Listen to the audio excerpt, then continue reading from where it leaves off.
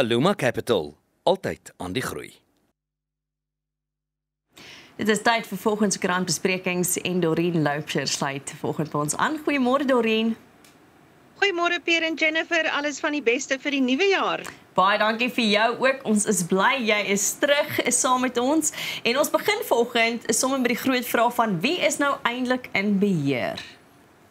Dis reg, vrae word gevra oor hoekom Iran deelgeneem het aan die vlootoefening buite Simonstad, want president Cyril Ramaphosa het glo opdrag gegee dat Iran nie mag deelneem nie. En nou wil die minister 'n ondersoek hê. Sy wil binne 7 dae weet hoe het hierdie ding skeef geloop? Is die president se instruksies misverstaan, verkeerd geïnterpreteer? Nou is Amerika vies vir ons. Ons kan net nie in hulle goeie boekies kom nie. En wie het die president se instruksies geïgnoreer? En wat vir my ook 'n interessante rooi lig was, is die feit dat die media aanvanklik toegelaat was om die uitreeparade by te woon. En toe op nommer 99 is die media nie meer toegelaat nie. Inteendeel, Samir aangesê dat hulle dit nie mag bywoon nie. Dit was interessant Doreen dat Angie Motshekga uitgekom het in die media om te sê sy wil dit op rekord stel dat die president gesê het Iran mag nie deelneem nie. Ek dink dit is so half om hulle self te cover daarvoor ook. Maar om nog 'n komitee te loods om ondersoek in te stel vir my is so onnodig. Roep haar in, roep die bevelvoerder in vir wie dit gesê en dan moet stappe genoem word. Dit is so simpel soos dit. Nou word daar nog 'n komitee aangestel en ek weet nie gaan ons eintlik klaarheid kry na die komitee aangestel is nie. Ek is so moeg vir die woord komitee en taakspan in hierdie land spesifiek, want dis presies wat jy sê, daar is 'n president, daar is 'n minister en daar is mense wat in beheer is van die vloot. So daar is iemand wat hiervoor moet pa staan en ja, ons gaan moet sien wat hier uitkom, want die Amerikaanse ambassade het 'n baie belangrike punt gemaak en gesê dat as Iran deelneem, wat sê dit van ons en dit beteken ondersteun ons dit wat tans in Iran aangaan. Ek meen daar is al duisende betogers doodgeskiet sedert onluste daar uitgebreek het. So ja, Amerika hou ons net so fyn dop. Ons kan net niks reg doen op hierdie stadium nie. Vir 'n land soos Suid-Afrika wat 'n geskiedenis het waar mense vir hulle vryheid en vir menseregte geveg het en gesterf het, behoort ons respek te hê vir ander mense wat dieselfde ding doen in die land waar hulle is. En as hulle in Iran beklei vir hulle eie menseregte, is dit ons verantwoordelikheid om hulle te ondersteun en nie noodwendig die Iranese vloot te verwelkom nie. Dit het president Ramaphosa op 'n manier uiteindelik toe nou verstaan. Ek weet nie hoe hulle tot hier gekom het nie, maar dis ook natuurlik omdat die vloot oefening deur die Chinese gelei word. Mense moet dit nie vergeet nie. Dis nie 'n Suid-Afrikaanse inisiatief nie. Hierdie is 'n Chinese inisiatief. So daar kan dalk 'n bietjie van 'n druk daar wees, maar die punt is die minister van verdediging, Angie Motshekga, onbeholpe minister, is op die ou nie die persoon wat verantwoordelik is hiervoor. Is die persoon wat die opdrag gekry het van die president af, die oppergesag, die opperbevelvoerder van die weermag, om nie die Iranese te laat deelneem nie. Sy die Iranese steeds laat deelneem. Sy en 'n verteenwoordiger van die vloot moet hiervoor pa staan.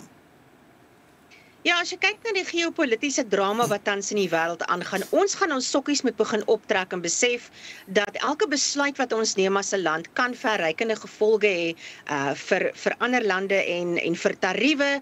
Ons weet president Trump straf almal en bring net tariewe in. So ons moet lig loop en ons moet weet dat ons dopgehou word in die besluite wat ons neem en die dinge wat ons doen in die buiteland. Laat mense net wonder, is ons nog een van daai lande waar die militêre gesag uiteindelik die politieke gesag gaan probeer oorheers, soos wat in ander Afrika lande gebeur, of gaan ons bly by die uitvoerende gesag hier in hierdie land en by ons grondwet?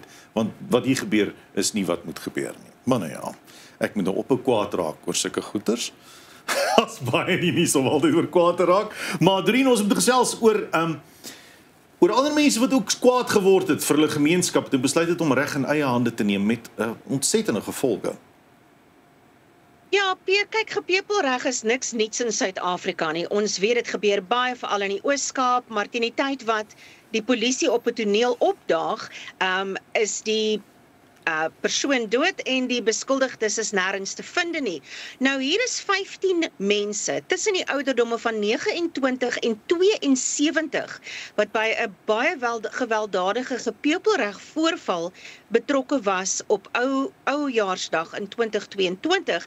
Nou hulle het as 'n gemeenskap besluit in Middeldrift dat hulle gaan nou self mense straf wat kabels steel of wat hulle self skuldig maak aan enige misdaad wat hulle gemeenskap beïnvloed. En so is 4 mans toe uit hulle huise uit baie gewelddadig geneem voor hulle familie en vermoor.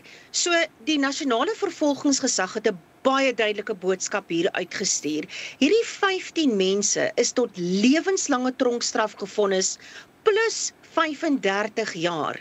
En die regter het tydens uitspraak gesê, sy dink daar is werklik iets fout met mense wat dink dit is reg om die reg in eie hande te neem. Nou, die terugvoering van mense op sosiale media was vir my baie interessant, hoe baie mense pro-gepeupelreg is, maar ek dink net mense is moeg daarvoor dat misdaad hand uitgeruk het, maar nog steeds, jy kan nie die reg in eie hande neem nie. Ja, Doreen, ek dink jy kan nie reg in eie hande neem nie, maar ek dink jy is heeltemal reg, as jy sê, mense is moeg daarvoor dat misdaad hand uitgeruk het, en ek dink sommige mense voel hulle hande is heeltemal afgekap. Jy rapporteer, as jy selfs nog gaan rapporteer, party mense rapporteer nie eers meer sake nie, want niks word gedoen nie, en ek dink, en ek praat glad nie gepeupelreg goed nie, maar ek dink iewers wil almal net sien dat iets daadwerklik gedoen word aan die misdaad en die misdaadstatistiek in ons land. Ja, dis reg, en ek moet sê, al het die nasionale vervolgingsgesag 'n duidelike boodskap hier probeer uitstuur, kan ek jou waarborg, dit gaan nie die einde wees van die probleem wat ons het met gepeupelreg nie. Nee, verseker nie. Dan 'n hartseer storie van 'n kind wie se lijk gevind is in 'n drom. Hierdie is baie hartseer. Dit is 'n 16-jarige seun gaan vandag in die hof verskyn. Sy eerste hofverskyning na die moord op 'n 8-jarige kind van Senekal in die Vrystaat. Nou, haar tante het haar as vermis aangemeld en haar liggaam is toe in 'n 1000 liter drom ontdek binne in 'n huis wat gesluit was. Nou, die polisie het toe nou agtergekom dat die inwoner van hierdie huis is nie daar gewees nie. Hy was in Welkom, maar sy neefie was daar wat 16 jaar oud is en die kind is toe by die skool gaan haal en hy het na bewering erken aan die polisie dat die kind was besig om perskes te pluk toe hy haar met 'n klip oor die kop geslaan het. Sy was bewusteloos, hy het nie geweet wat om te doen nie en toe steek hy haar weg in die drom en sy is toe nou ook op die toneel dood verklaar. Baie tragiese storie. Ja. Dit is verskriklik. Dit is baie hartseer. Baie hartseer. Nog 'n ding wat my amper so kwaad maak soos die vloot is die feit dat die minister draai gaan maak het in Nysna om oor die waterkrisis te gaan kyk. Mense wil sê, minister, nou eers? Ja, julle sal onthou, ons het voor ons die feesseisoen betree het ons gepraat oor die waterprobleme in die tuinroete, toe ek gevra het vakansiegangers moet asseblief spaarsamig wees. Wel, dit is nou uiteindelik as 'n rampgebied verklaar. Dit beteken natuurlik fondse kan beskikbaar gemaak word. Hulle reken hulle gaan omtrent 58 miljoen rand nodig hê. Gift of the Givers het al reeds watertankers ingebring. Vlak 4 beperkings is streng nou in beheer, 50 liter per persoon per dag. En net om vir julle 'n idee te gee, die infrastruktuur in Nysna is 30 jaar gelede opgestel vir sowat 60,000 inwoners. Daar is nou 100,000 inwoners en niks is opgegradeer nie. En jy kan dink in vakansietyd, dink ek daar's baie meer mense in die tuinroete en Paasnaweek lê voor ook. So die Akkerkloofdam is maar 15% vol. So dit is 'n baie groot probleem en ek weet die premier van die Weskaap, Alan Windey, gaan ook môre die gebied besoek. Maar ja, besoek al wat jy kan. Die probleem kom al van verlede jaar af, wat hulle gesê het, daar gaan moontlik nie water wees teen Kersfees nie. Ja, ek dink hierdie storie het my amper so kwaad gemaak soos wat Pierre gedoen het. Een kan ek nie verstaan dat jy as al 10 dae se water oor is nou opdaag om te gaan kyk wat kan ons doen nie. Waar was jy nog heeltyd? Waar is julle as julle weet die infrastruktuur is 30 jaar oud. Soos het jy nog nooit gedink oor die laaste 30 jaar iemand moet kyk daarna, hoe gaan ons dit opgradeer? Daar's sensus word gereeld gehou. Jy weet mos al die area het uitgebrei. En dan derde praat die artikel ook van vakmanskap en die tekort daaraan en die poste wat nie gevul is nie.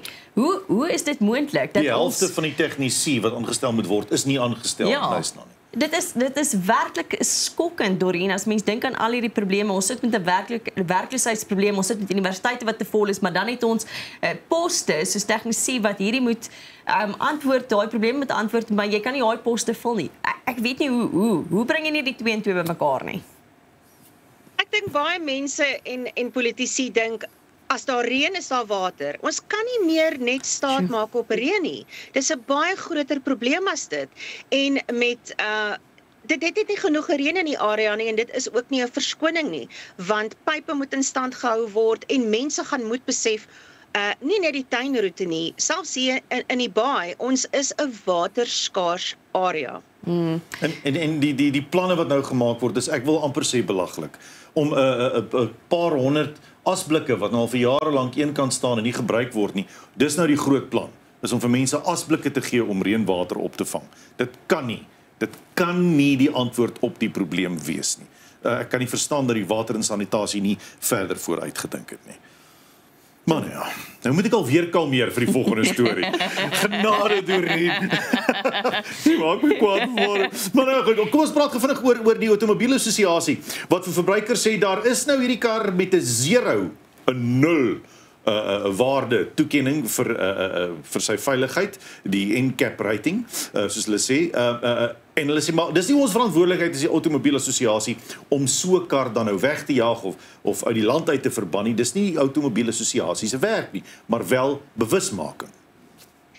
Dis reg, ja, hulle het verlede jaar reeds met hierdie verslag uitgekom dat hierdie voertuig, die Hyundai i10 het 'n 0 gradering gekry en nou sê mense maar wat moet ons nie die kar koop nie en die AA sê hulle rol is net daar om verbruikers daarvan bewus te maak dat hierdie voertuie nie veilig is nie. My probleem is hoekom moet ons substandaard voertuie kry in Suid-Afrika?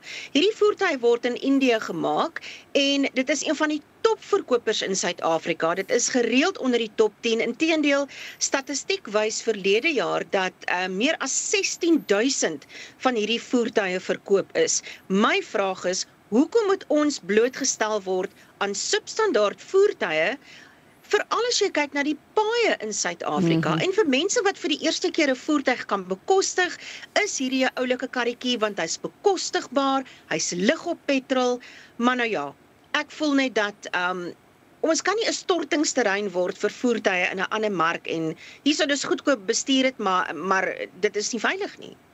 Ja, dit is skokkend om dit te dink, Dorien. Ons dis glad nie met wat mense wil hoor nie. Dorien, baie dankie vir die saamgesels. Dankie dat jy vanoggend by ons aangesluit het. Al die beste van 2026 vir jou. Ja, maar ek het julle so kwaad gehad vanoggend. Dit is Dorien Loubser, bly ingeskakel. Ons is nou weer terug. Aluma Capital, altyd aan die groei.